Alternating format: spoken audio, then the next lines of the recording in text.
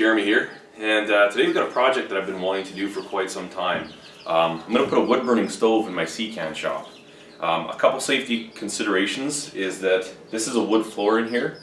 I am setting it on top of refractory brick, fire brick, and I'm hoping that'll keep it well insulated enough off the floor. Having said that, I'm going to have to monitor it. I know the first several times I use it, get a good couple burns going. I'm going to have to be watching it very closely to see what the temperature gets like here. Who knows? I mean, obviously this is going to have to go, I'm going to have to make sure it's not too hot for my workbench here. Might have to make some adjustments. And then the other one that I really need to consider is oxygen flow. Obviously if you get a fire going in here, you don't want the doors all closed up and no fresh air getting in. So I'm going to have to probably keep the door cracked. The other thing I had thought about doing was maybe putting a little vent, like a louver or something on the side of one of the walls.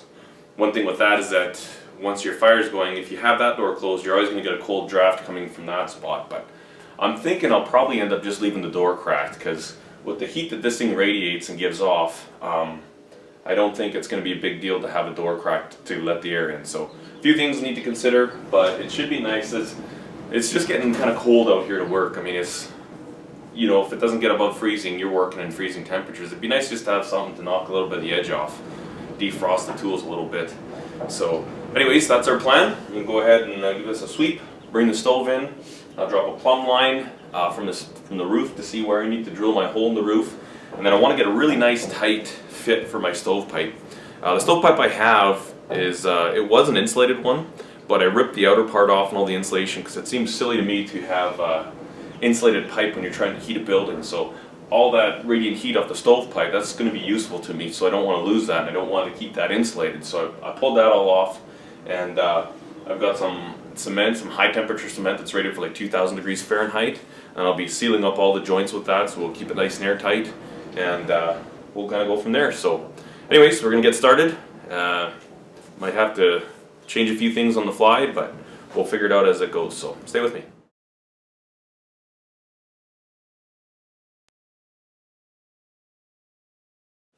So basically this here is where the stove will be going, and when we bought the stove I got all these bricks with it, and a lot of them are broken. So I'm going to try and piece them together as accurately as I can. I basically need 16 by 24 to cover the footprint of the stove, so see if I can piece these together, get them up fairly nice and tight.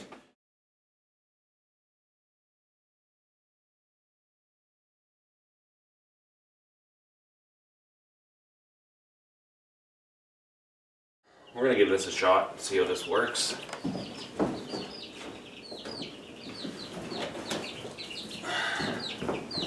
If you hear little chicks chirping away, it's because there's little chicks in here. I forget what kind they are. I'll put a link, but these ones, I guess they have really neat chocolate colored eggs. So these ones are about a week and a half old. So we're keeping them in here in a container with a heat lamp. Let me show you that quick.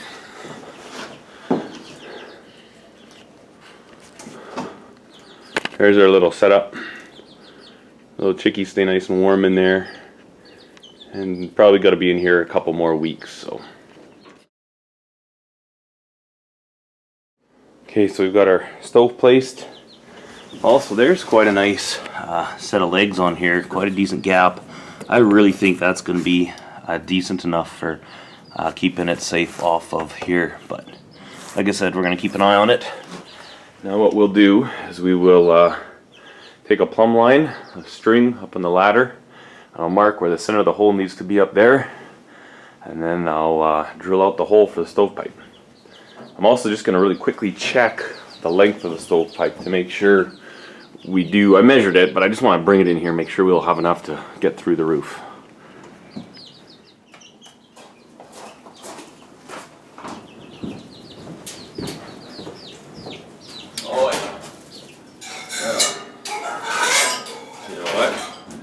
We are going to need to buy another length of stovepipe. Put it here. So I did bring the stovepipe in, and I measured it, and it was darn close, but I guess I had thought that the inside of the SeaCan came up a little higher. So I'm going to have to whip into town quick and grab another length. I've got a little adapter sleeve there, then that one, that one, and that brings me just up to the roof.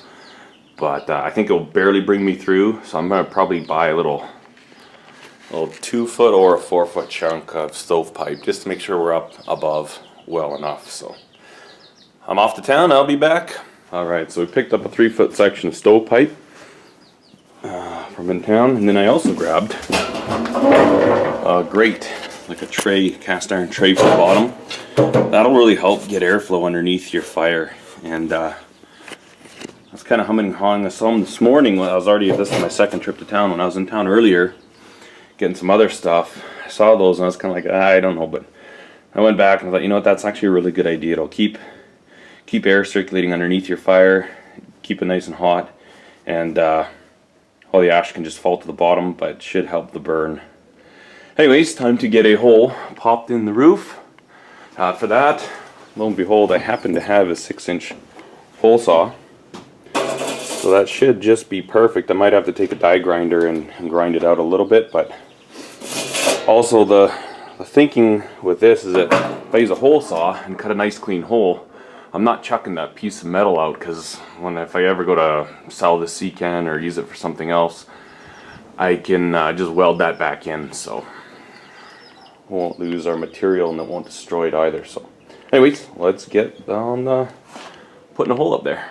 So to mark our hole, I'm going to use a plumb bob, and this is actually one that I'd made first year of millwright in your apprenticeship. This is one of the machining projects you do. Got my name stamped on it, and it's funny that I've had this for, I don't know, 15 years and I've never used it, and it was just in my toolbox. I thought, man, I couldn't find my other plumbs, the ones that I bought. I've never wanted to use this one because it's kind of a pride thing, but threw a little string in her and she's good to go. So after all these years, I found a use for a tool I made in school. Sweet.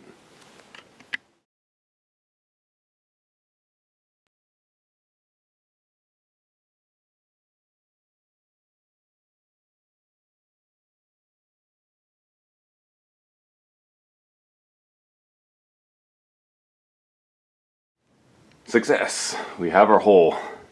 Here's our piece we cut out.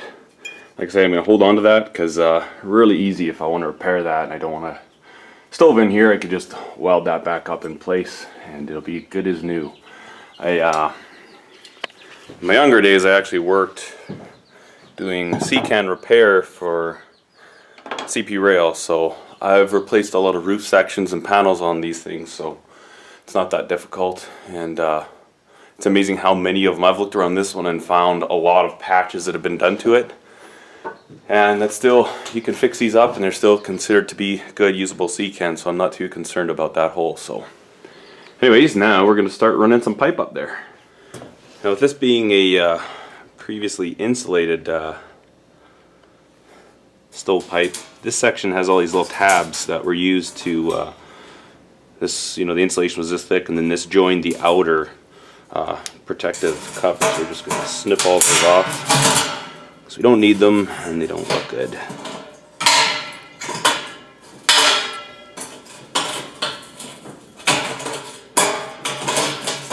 Could have just bought all new stovepipe, but I have no use for insulated stovepipe, and I'd rather just kind of use materials and things that I already have. Kind of a little bit bummed that I had to buy another section, but that was something I didn't have, and I don't have anything that could work in its place. So get all those cut off and then we'll start stacking our sections together.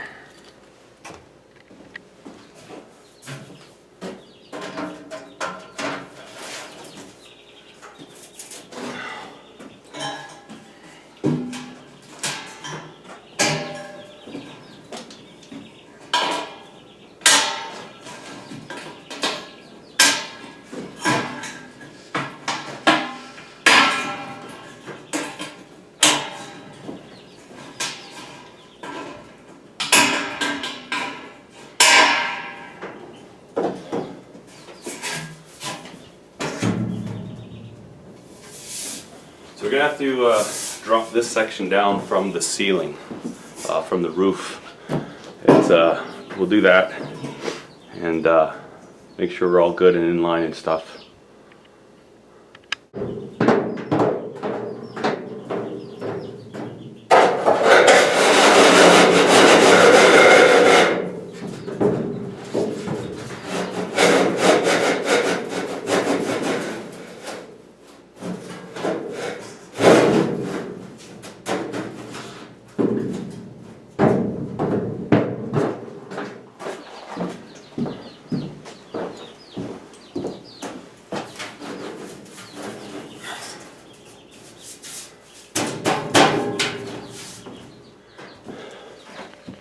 Alright, so now that we've got our pipes all connected, screwed them together at the top, I'm going to be putting in this cement, stove and gasket cement, and I'm hoping that this will seal all these cracks up nicely.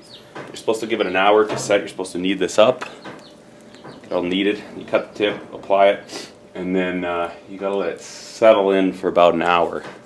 And then it says as you heat it for the first heat, do it very slowly so it can properly cure. So been kneading this for a while. Cut this tip.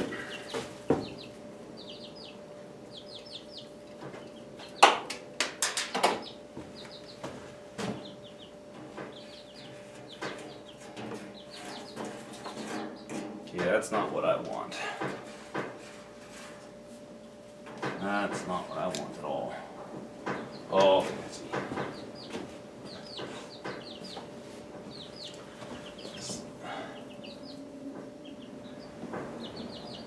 There's the stuff.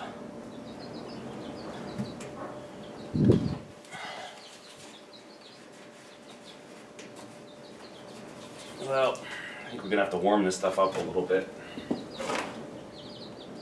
It's not coming out. I think it might be a little too cold to come out. So for now, I'm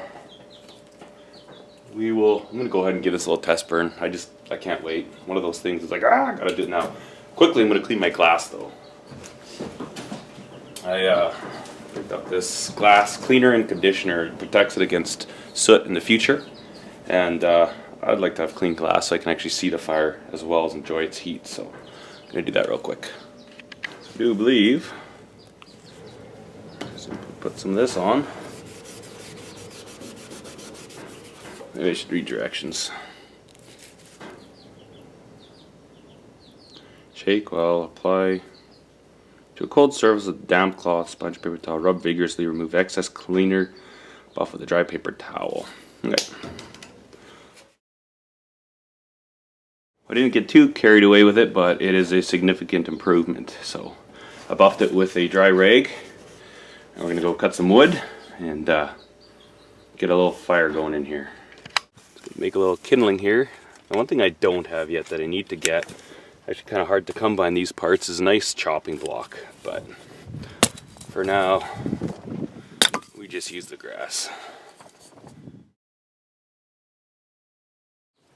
We're just gonna make some small shavings. Like I say, we're not starting a big fire. It's gonna end up being quite small. But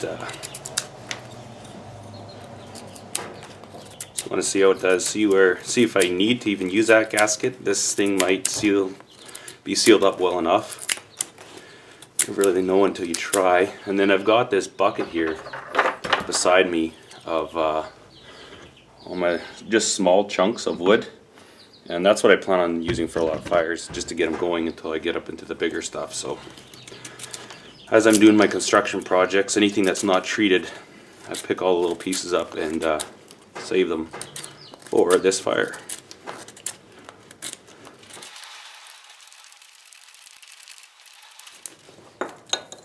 Should be good. All right, so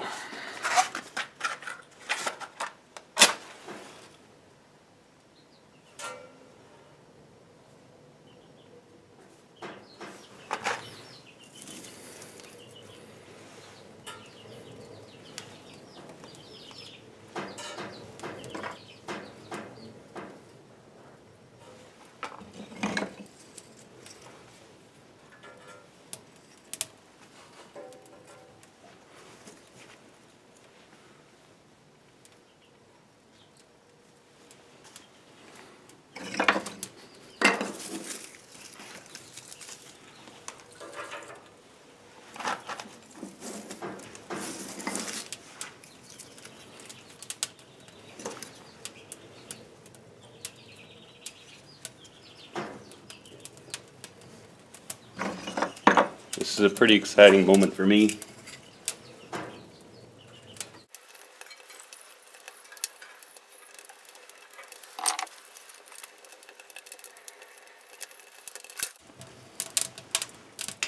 May not be that exciting for some people, but to me this is a sign of a homestead, is a wood burning stove. Be able to generate heat Just the smell, I don't know, this is something I've wanted my whole life, and I've never had a wood burning stove. We bought this for our house, but maybe once that's built I'll move it or put it in my shop. But we were gonna have a wood burning stove in our house, but I just couldn't wait. I need one now, so pretty excited. We'll see how the stovepipe works, if it leaks or anything like that. But there's not much smoke coming out right now at all, so it's good. We'll get that chimney nice and warm, and it'll suck everything out. We'll be able to close this door, open up our vents, and we'll be cooking. Anyways, thanks for watching, guys. Cheers.